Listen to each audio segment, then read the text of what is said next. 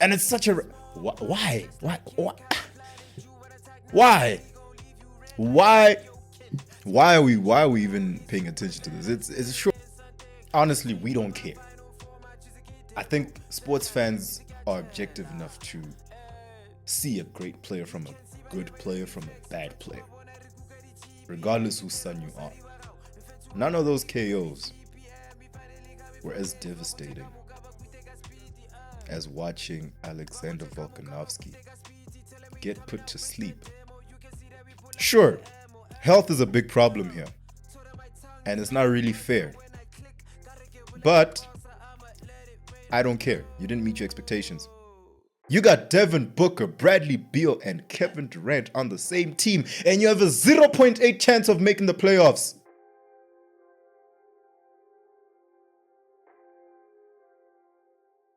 Microphone check, 1 2 1 2. What's good? I'm feeling good, bro. I ain't done one of these in a minute. Yeah, last week. Yo, come up Ferrer.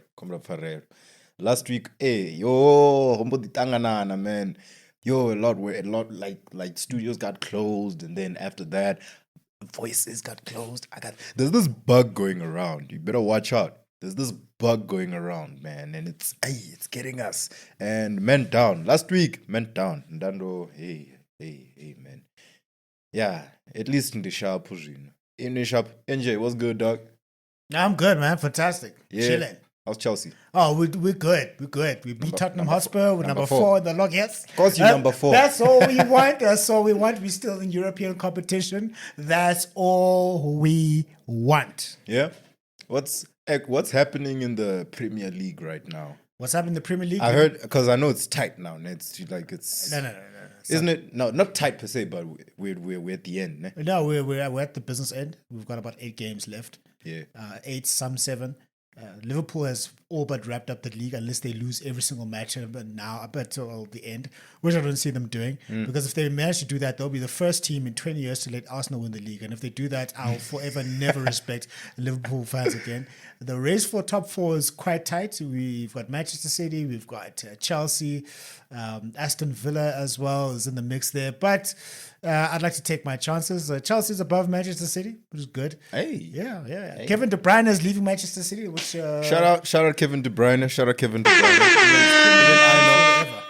Greatest Premier League midfielder ever. Yeah, midfielder ever. Greatest Premier League midfield. Better than Frank Lampard, better than Paul Scholes, better than Steven Gerrard, better than every single Premier League midfielder that's ever played. Kevin De Bruyne is the greatest. You heard it from NJ. And then I saw Thomas Muller's leaving Bayern as well. Yeah, that's the end of an era as well. What the hell, bro? No, he's old now. Vele is old and it had to happen, but is he retiring or is he leaving Bayern? I think he's actually leaving Bayern, but it's akin to retirement. You see, that's what I'm saying. He must retire. He's one of those guys that should just be in one franchise forever. Yeah, but if he wants to chow money, let him chow money. I'm pretty sure Bayern can bring him back as an executive or some sort. Yeah, but if he wants to go chow money in Saudi, if that's his choice, let him chow money. Hey, excuse me. Yeah, no, if he wants to chow Saudi money, look. Here, listen, go. Itafamba Moyeni, Karim Benzema is making $600 million a year, dog. A year. Crazy. Anyway, he talks sports and his name is Mukundi. Yeah. What's good with you, dog? What's good with you? Are you well, my G? Are you fine? Yeah, you can just tell me down there. Mukundi, I'm well. Mukundi, I'm fine. What is happening? Yo, the most random beef in the history of random beefs is happening. In real time, Stephen A. Smith, the broadcaster, is beefing with LeBron James, the greatest basketball player alive today. Bro.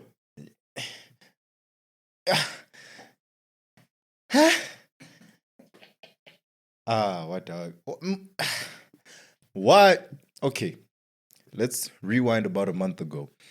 LeBron James confronts Stephen A. Smith, talking about, you shouldn't be talking about my boy. Why you talking about my son? Watch your mouth how you talk about my son. And then Stephen A. said, I wasn't going to respond until I saw that Justin Jefferson video leak and everything, and then he went on to respond for the following month. He's been on a LeBron ain't lie. Stephen A's been on a Taylor Swift tour of this, bro. And it's such a why?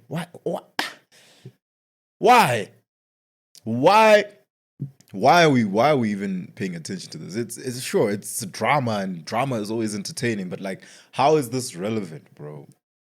Stephen A. Smith and LeBron is such a weird combination to beef. You see, if LeBron was beefing with Kendrick Perkins, because, you know, there's some history there as well. They used to be teammates, and now Perk is a player turned analyst, and, you know, there's always a rocky relationship between those guys. You get what I'm saying? That's a beef that makes sense because there's history. There are roots. We didn't just wake up and there's a lemon tree in the back. Like, huh? And now Stephen A is saying, it's because I don't think you're the GOAT. Bro, as much as I'm pretty sure, as sure as I am that LeBron doesn't like that, I don't think that's the reason for your beef. Y'all need to tell us the real reason y'all are beefing, man. It has to be deeper. My conspiracy theory is that there's a deeper reason to all of this. It can't just be because Stephen A thinks LeBron doesn't like him because Stephen A doesn't think LeBron is the GOAT. And it definitely can't be the fact that LeBron doesn't like Stephen A talking about his son, because Stephen A, I will defend him and say, he did nothing but say good things about Bronny. The one thing I will, and listen, I'm not the biggest Stephen A fan, but I will defend the man when I say, he said, I refuse to talk about Bronny. I refuse to watch his games because of the expectations that have been put on him. Stephen A is the last person to say anything bad about Bronny. If anything, if LeBron wanted to fight someone that doesn't like Bronny, or someone that was actually talking all that BS about his son, Stephen A is the last person. There's a lot of people at ESPN that talked about Bronny. And not in a good... Man, there's a dude on a chair in Joburg that talked more crap about Bronny than Stephen A. Smith did. And I don't get it. And why are you tripping? Why? You need to put your dad hat aside and realize your son is a professional athlete and will be judged as a professional athlete. And we will talk about him the same way we talk about other professional athletes. If he has a bad game, yeah, we're going to come here and say he put up a stinker. If he has a great game, which, by the way, he's balling in the G League, and shout out to him. Yeah, shout out to Bronny. He's killing in the G League, dropping 30 every other day. But if he does have a good game, we will acknowledge the fact that Bronny had a good game. And all the BS we were talking at the start of the year is all facts, by the way. It's all facts. He was not ready to be in the league. Low-key still isn't, but he's made enough progress. He's that good and that skilled and talented, and obviously the basketball IQ is there simply because of his last name alone. So he made enough progress for this season. This season is practically over, actually. So he's made enough progress that he actually looks like he belongs in the league now. And that's all we were saying. We were just saying, dog, a spot on the Lakers when he's not even ready to be in the league is not necessarily the best thing for him. Let him go to the G League, develop his game. That's exactly what he did, and he's absolutely balling out right now. It doesn't help that LeBron himself came out and said, I feel like Bronny is already better than a lot of guys in the league. You do not say that, bro. You do not say that. And I feel bad for Bronny James. I'm not going to lie. Let me talk about him for a second. Here's this kid who wants to do nothing but play basketball. And you know how there's the massive weight, the unbearable weight of massive talent? Well, he's facing the unbearable weight of his father's massive talent. He has such big shoes to fill. LeBron casts a big shadow. And whoever his kid was in whatever sport they were going to play, if they became an athlete, there was going to be expectations that you have to be great because your father did this and he ended up being some people say he's the greatest basketball player of all time. Some people say he's the greatest athlete of all time. I don't agree. but I understand why. So now here comes this kid, the GOAT's son, with all these expectations. You have to be great or you're a bust, automatically. And it doesn't help that history is not kind to him. The sons of stars are always scrubs. They're always scrubs. That's why Marcus Jordan is snorting coke with Scottie Pippen's wife on a boat. We saw him do it, but like billionaire, like the son of a billionaire doing son of a billionaire things. That's all I'm gonna say. Like if my dad was Michael Jordan, listen. I because that's all I'm gonna say. But already there's all this weight on his shoulders, right? And what happens? The very same person who is responsible for that weight. LeBron is not wrong there. It's not his fault that he's great and he aspires for his son to be great too. Every father wants to see their son exceed them to some level, right? However, your greatness is already an impediment on your son's career and legacy as is. The last thing you should have done, LeBron James, is come out and say he is already better than most players in the league. What do you think we're gonna do when we see him? What do you think we're gonna say when we see him?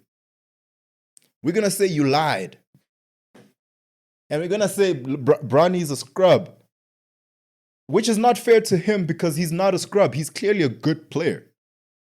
You see what he's doing in the G League. He just needed time. He just needed to grow into the player that he is.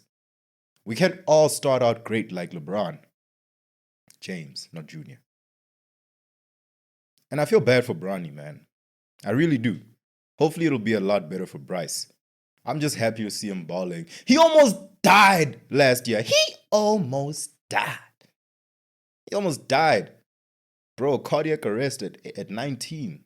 That wasn't nice. And now just to see him balling again should be a win. But unfortunately, it's clouded by all this BS. Stephen A. and LeBron and Bronny, go hoop, do your thing. And it's going to be great to watch your career, man. LeBron, Stephen A., get a room. Damn. Okay. Anyway, the NBA, dog, while we here. The NBA is crazy right now.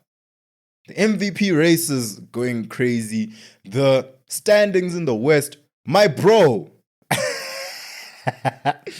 I saw this graphic, right? And I had to save it and show you. I'll try to put it somewhere in frame here. Because the Western Conference standings, as is, are some of the craziest you will ever see. Tell me why the last couple of teams, there we go. There's between the second seed and the 8th seed, there's a 1.5 game difference.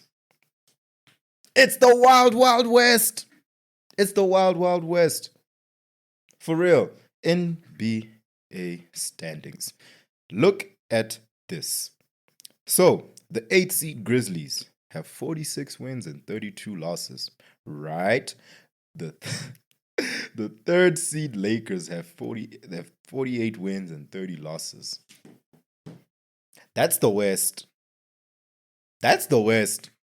And shout out to the West because, man, that trade deadline just flipped everything. The Lakers are now the 3rd seed. The Warriors are now the 6th seed. The Clippers are the 5th seed. And it's going to be interesting to see who makes it to the play-ins and who doesn't make it to the play-in. My biggest disappointments from each conference, definitely.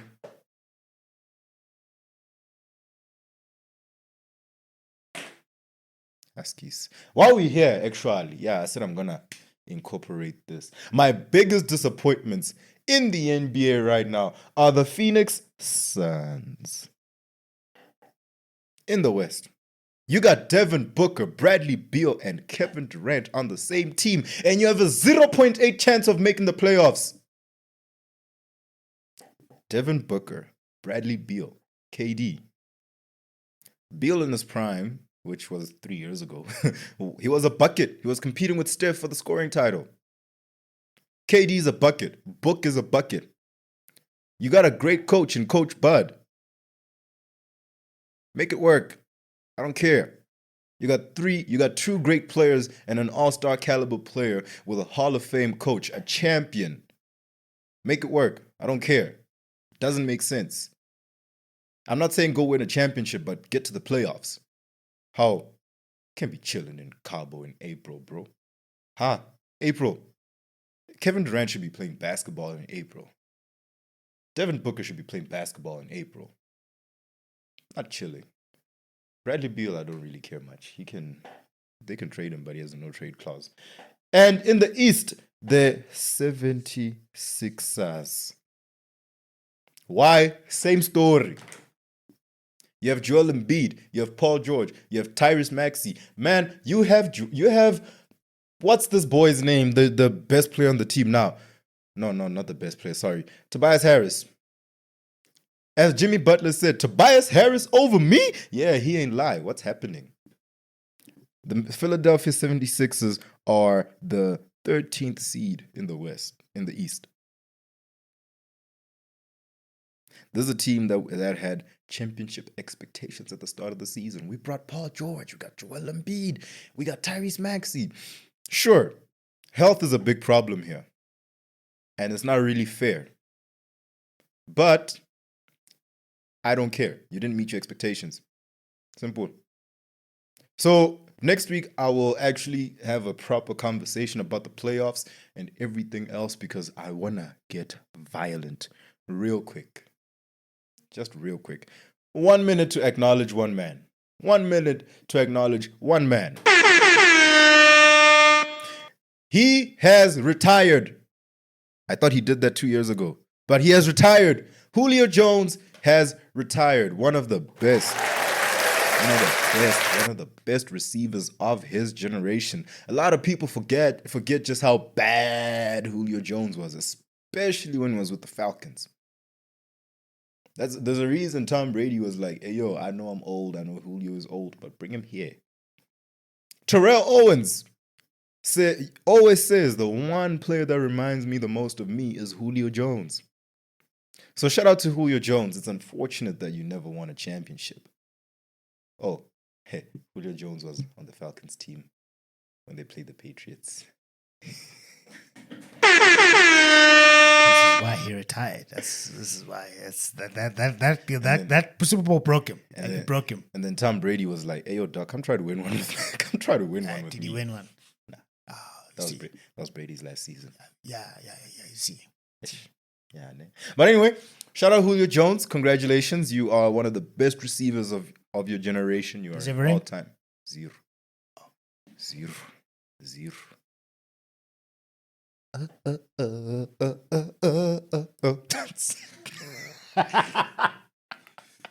We'll bring you this morning. Oh man, I'm sorry, but he ain't like it enough to put a ring on it. All right, cool.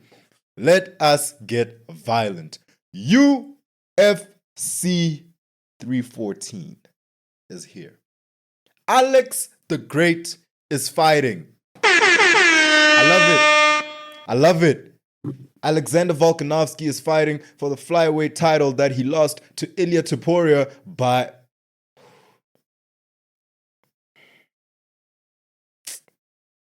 Yo.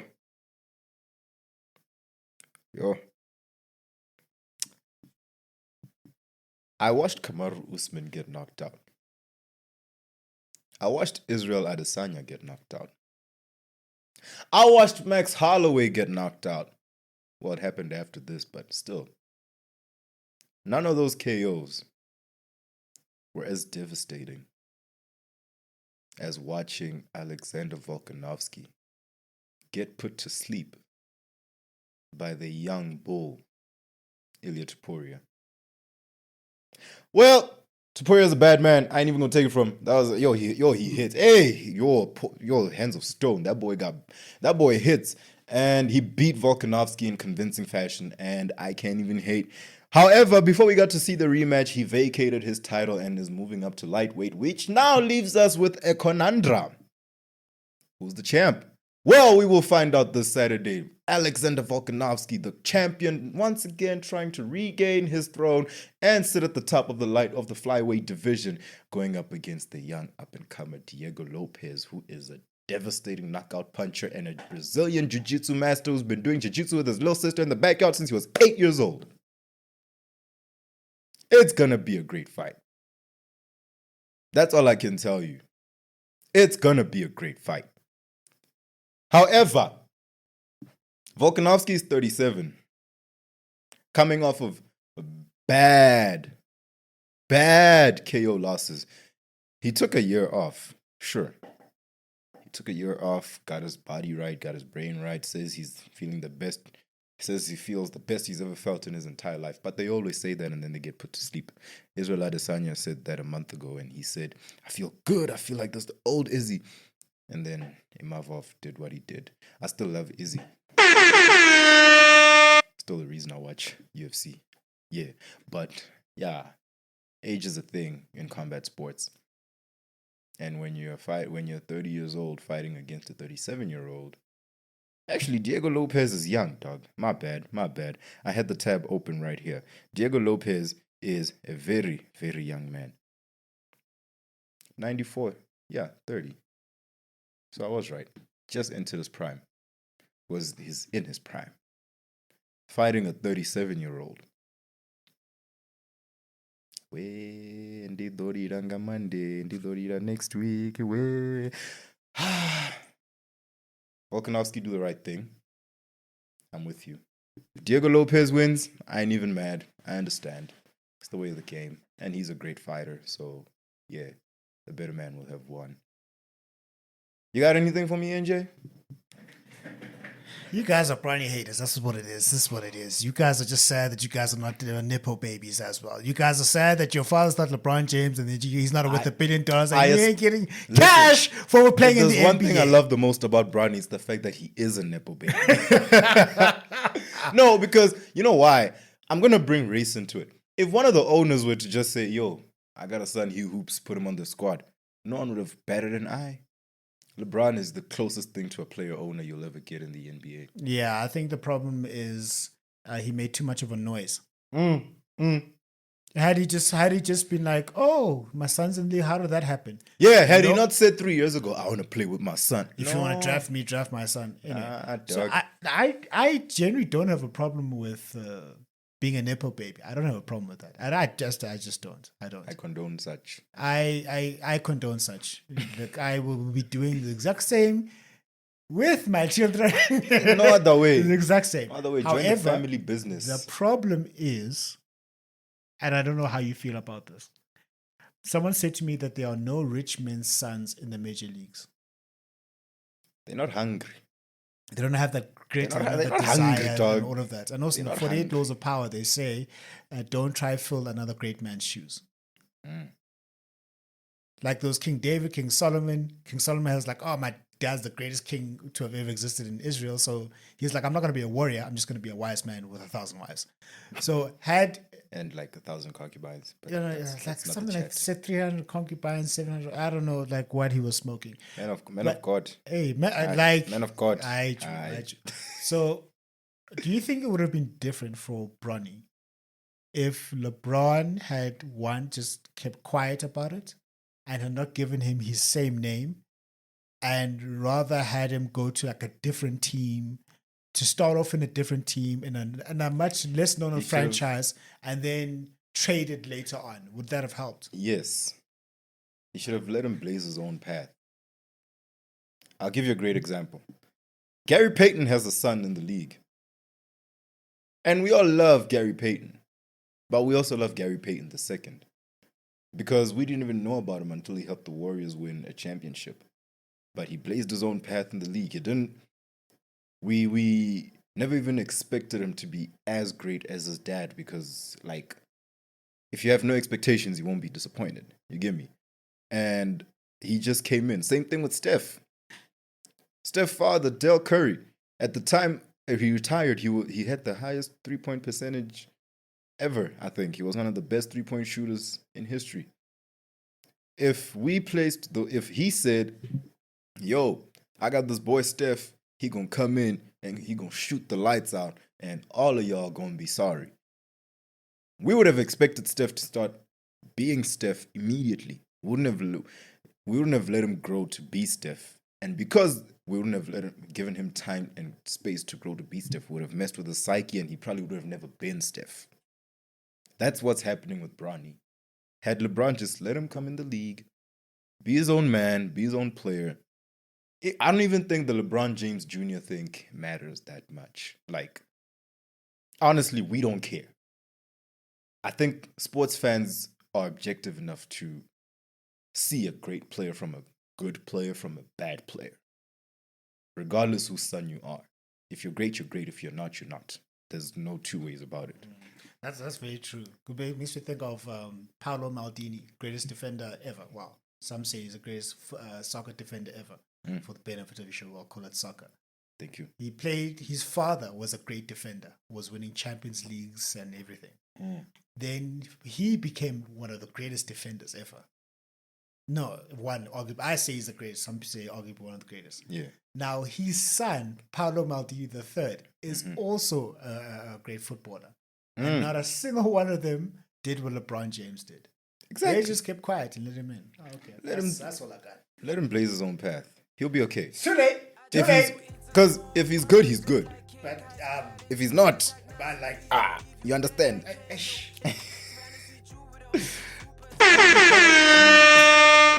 Whose son is he?